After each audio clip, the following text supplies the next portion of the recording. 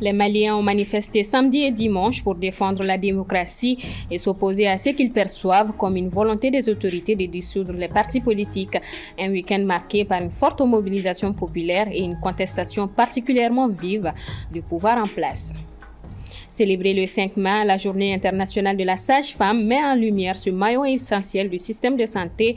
Présente aux côtés des femmes avant, pendant et après l'accouchement, elles jouent un rôle crucial. Mais dans certaines structures de santé publique, leur comportement est parfois critiqué par des patientes qui dénoncent un manque d'écoute et d'humanité. L'affiche de la finale de la 64e édition de la Coupe du Mali est désormais connue. Elle verra s'affronter le Stade malien et le Djoliba AC, un choc au sommet entre deux géants du football malien. C'est parti pour une nouvelle semaine. Ravi de vous retrouver. Mesdames et messieurs, bonsoir. Bienvenue dans ce 1945. À Bamako, plusieurs centaines de Maliens ont manifesté samedi et dimanche pour défendre la démocratie et dénoncer la volonté présumée des autorités de dissoudre les partis politiques. Un week-end de grande mobilisation et de vives contestations sur lesquelles revient Soumaïla Fani.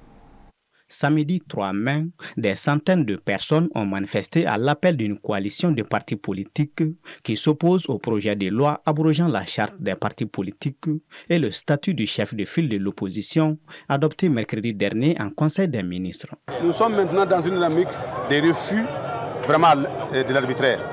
Nous sommes dans une dynamique de refus de la dictature. Nous sommes dans une dynamique de refus de la pensée unique. Nous allons continuer à nous exprimer librement et à amener les Maliens à comprendre ce qui se passe pour que le Mali ne tombe pas plus bas que ça. Dans une déclaration publiée après le meeting qu'ils ont vu annulé, les partis politiques ont exigé la fin effective de la transition au plus tard le 31 décembre et appelé à la mise en place d'un calendrier de retour rapide à l'ordre constitutionnel. Cette manifestation, l'une des rares dans un contexte de risque de répression, est l'un des actes de contestation les plus visibles contre la transition depuis son installation. Clairement, il y a une atteinte grave aux libertés individuelles, aux libertés collectives des Maliens.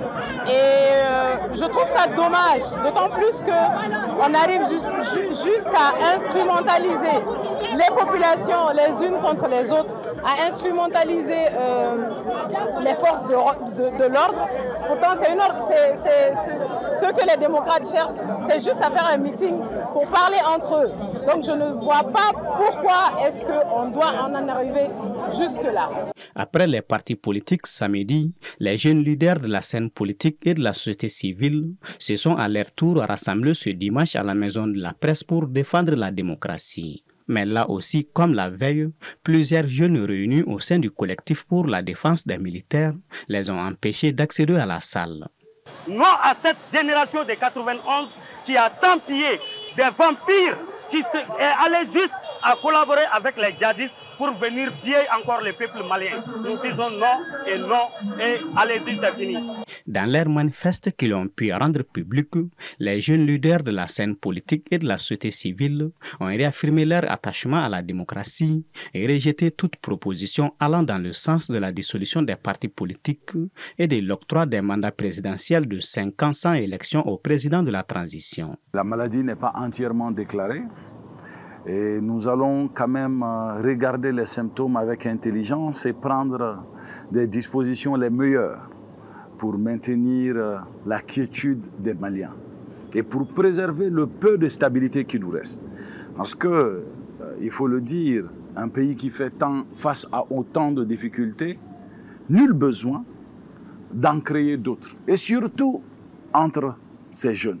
Dans un communiqué du samedi 3 mai, la CNDH rappelle les responsabilités de l'État en matière de garantie des droits et libertés fondamentaux comme la liberté de réunion, la liberté d'expression, la liberté d'opinion conformément à la réglementation en tout temps, en tout lieu et en toutes circonstances.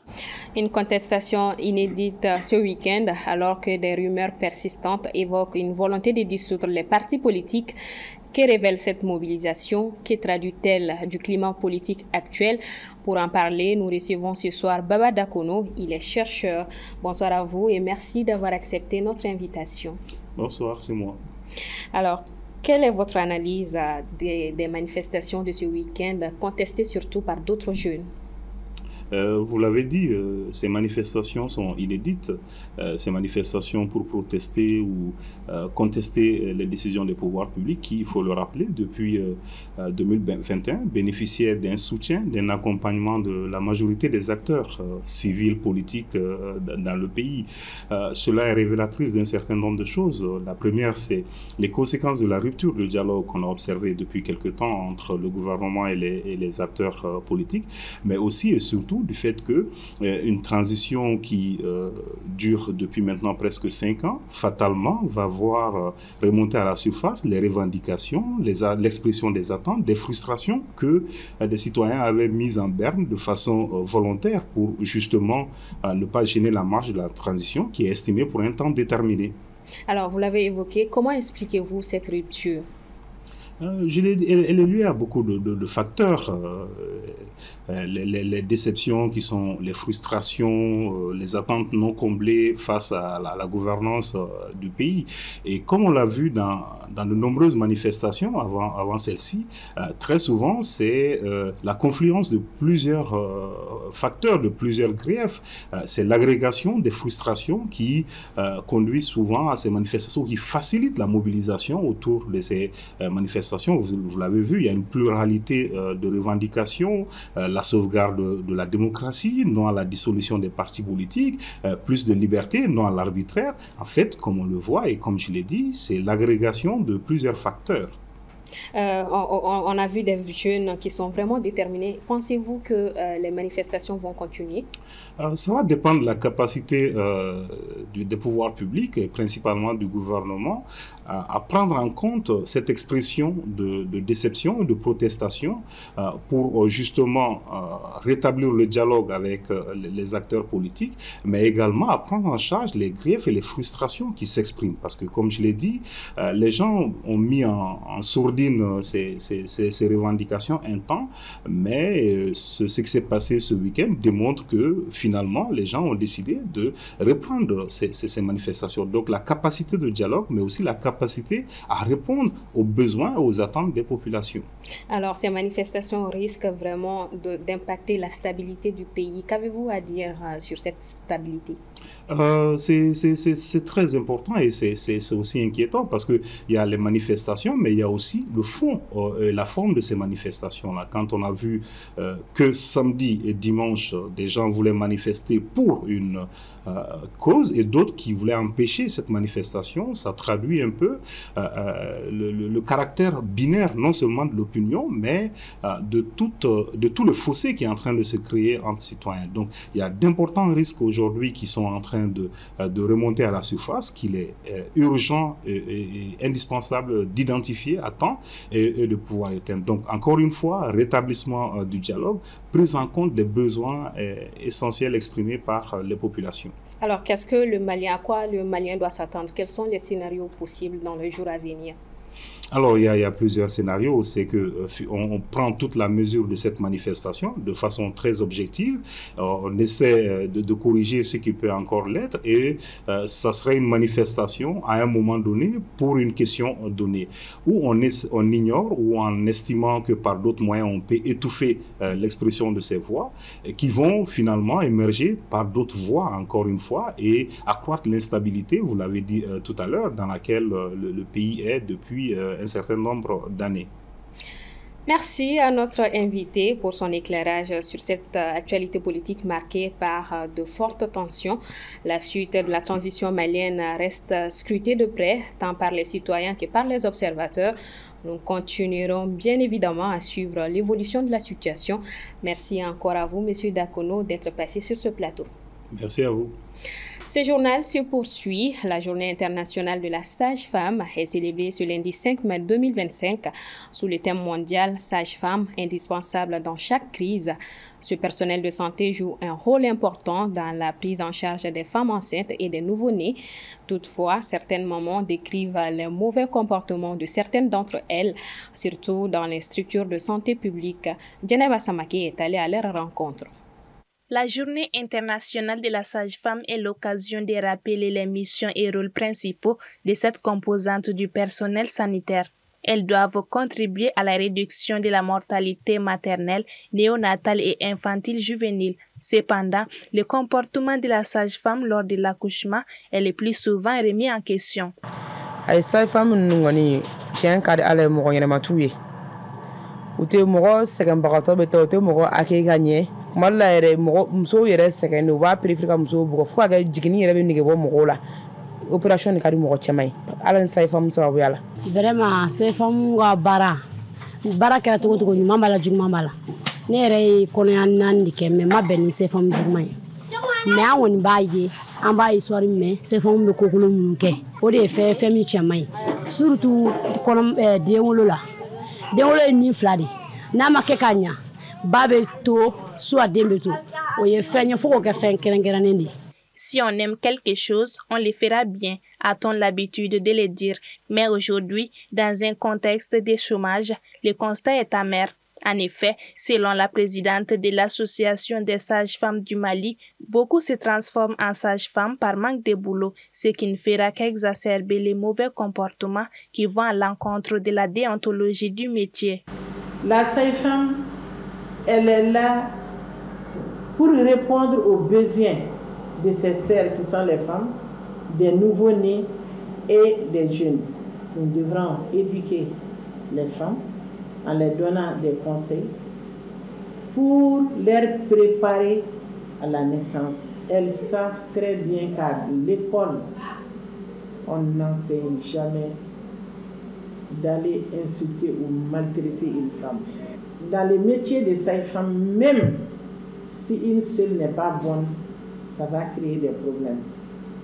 Nous sommes conscients de ce qu'on dit, nous sommes conscients de ce qui se passe et nous savons que le changement de comportement est très très lent. Selon une étude, une sage-femme bien formée et bien équipée peut à elle seule prendre en charge 90% des besoins de la femme et de son bébé. Les sages-femmes peuvent également contribuer à éviter 60% des décès dans le monde. Mais au Mali, elles sont confrontées à des défis qui les empêchent de mener à bien leur travail, notamment en termes de formation et d'équipement. À noter aussi leur faible présence dans les régions du Nord et du Centre. Direction le Togo, Faure Gnassingbé est le nouveau président du Conseil des ministres, désormais la plus haute fonction du pouvoir exécutif dans le pays. L'opposition dénonce une dérive monarchique. Elle a d'ailleurs manifesté hier dans le pays. Aminata Keita. Ils étaient plusieurs centaines d'opposants à avoir manifesté hier dimanche à Lomé, dénonçant un basculement autoritaire, l'instrumentalisation des institutions et l'élimination systématique de toute alternative démocratique. Pour les opposants, le Togo ne peut pas continuer à être l'otage d'un système qui nie la justice, la liberté et la souveraineté populaire. La majorité des Togolais aujourd'hui n'acceptent pas ce qu'on ne peut pas présenter à l'extérieur. Nous sommes devenus aujourd'hui la risée du monde entier. Dans l'histoire du monde, un peuple n'est jamais couché définitivement. Il arrivera un moment où le peuple togolais se lèvera et dira non à Faure Gnassingbé. Quand il a prêté serment hier, quels sont les présidents qui sont venus le soutenir? Il n'y en a aucun. Il n'y a aucun président en exercice qui est venu assister à son folklore-là. Une manifestation organisée au lendemain de la prestation de serment de Faure Gnassingbé en tant que président du Conseil des ministres du Togo, plus haute fonction du pays et sans limitation de mandat. Nous, Faure Gnassingbé, président du Conseil désigné conformément aux lois de la République, jurons solennellement de respecter et de défendre la Constitution que la République togolaise s'est librement donnée, serviteur du peuple, de défense de la patrie, de son intégrité territoriale et que par l'intérêt général. En effet, l'entrée en fonction du président du Conseil est la dernière étape du changement constitutionnel amorcé l'an dernier. L'opposition a depuis critiqué la réforme, affirmant que c'est un moyen pour le président Faure de rester indéfiniment au pouvoir. Pour les autorités, en revanche, il s'agit au contraire de dépersonnaliser le pouvoir. Jean-Lucien Savy de Tové est le nouveau président du pays élu par un régime parlementaire, une fonction simplement honorifique comme stipulé dans la Constitution. L'exercice du pouvoir est détenu par le président du Conseil des ministres qui doit être le chef du parti majoritaire à l'Assemblée nationale. Le parti de Faure Gnassingbé, l'Union pour la République, a largement remporté les élections législatives d'avril 2024 avec 108 sièges sur 113 et détient 34 des 41 sièges des sénateurs. Ce triomphe électoral aux législatives et sénatoriales en tant que chef de l'État sortant, qui pouvait se représenter une dernière fois en 2025 selon la réforme constitutionnelle, lui assure de rester le maître du Togo pour au moins les 6 prochaines années alors qu'il dirige le pays depuis 2005. Retour au pays et on parle football. Ça y est, l'affiche de la finale de la 64e édition de la Coupe du Mali est désormais connue. Elle opposera le Stade malien au Djoliba AC, un duel captivant entre ces deux titans du football malien qui s'annonce palpitant avec multiples enjeux. Soumaïla Fani. Ce dimanche 4 mai, après s'être imposé au tir au but face à l'USFAS, le Djoliba AC s'est qualifié pour la finale de la 64e édition de la Coupe du Mali et rejoint ainsi son éternel rival le Stade malien, vainqueur sur FC Diarra la veille. Ces deux équipes favorites avant les demi-finales ont dû surmonter des défis de taille pour s'assurer une place dans ce match décisif. Si le Stade malien a su faire preuve d'une stratégie redoutable face à son adversaire en s'imposant avec une victoire convaincante, le Djoliba AC, quant à lui, a également brillé en dominant son match, ce qui lui a permis de se hisser en finale. Ces deux grandes équipes, véritables géants du football malien, s'affronteront donc dans une finale inédite. Pour saisir l'ampleur de cette rencontre, le Stade malien a soulevé ce trophée 23 fois, tandis que Djoliba a remporté 20 victoires. Il occupe actuellement les 2 premières places du championnat de Ligue 1 avec respectivement 43 et 37 points. La date de la finale reste à déterminer, mais les deux équipes seront désireuses de décrocher le trophée et de sauver leur saison, d'autant plus que le vainqueur de cette coupe obtient un billet pour participer à la prochaine coupe CAF. Les enjeux sont donc extrêmement élevés, faisant de cette finale une véritable épée à double tranchant pour les deux finalistes. Vivement donc les jours J. Point final à ce 19h45. Merci à vous de l'avoir suivi. Restez scotchés. Le programme continue sur la télé qui vous allume. Bonsoir à tous et à demain.